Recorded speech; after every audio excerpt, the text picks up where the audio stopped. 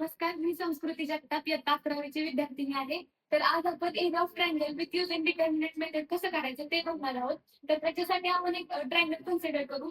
Triangle ABC. त्याचे coordinate समजू x1 y1, x2 y2 आणि x3 y3. तर त्याच्यानुसार आपल्याला एरिया ऑफ ट्रायंगलचा फॉर्म्युला आहे. x चे कोऑर्डिनेट हे फर्स्ट रो किंवा फर्स्ट कॉलम मध्ये घ्यायचे.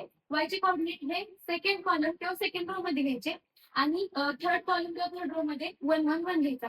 तर हा असतो फॉर्म्युला. त्याच्यावरती आपण एक एक्झाम्पल घेऊ. ते एक्झाम्पल आपल्याला दिलेलं आहे. त्याच्यामध्ये ए चे, बी चे आणि सी चे कोऑर्डिनेट दिलेले आहेत. तर आपण ए च्या कोऑर्डिनेटला x1 y1 मानू, बी च्या कोऑर्डिनेटला x2 y2 मानू आणि सी च्या कोऑर्डिनेटला x3 y3 मानू. तर आता आपल्याला एरिया ऑफ ट्रायंगल एबीसी काढायचं. एरिया ऑफ ट्रायंगलचा फॉर्म्युला हाफ ऑफ एक्स चे कोऑर्डिनेट आपण फर्स्ट कॉलम मध्ये लिहून घेतले, वाय चे कोऑर्डिनेट सेकंड कॉलम मध्ये आणि थर्ड कॉलम मध्ये आपण 1 1 1 लिहून घेतला फॉर्म्युला नुसार. आता आपल्याला डिटर्मिनंट सॉल्व्ह कसं करायचं हे माहिती.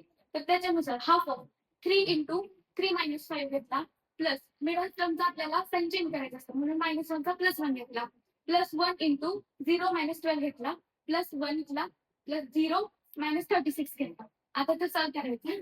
हाफ हाफ 3 - 2 3 - 5 चा आन्सर येतो -2 प्लस 1 इंटू 0 -12 -12 आणि 1 इंटू 0 -36 -36.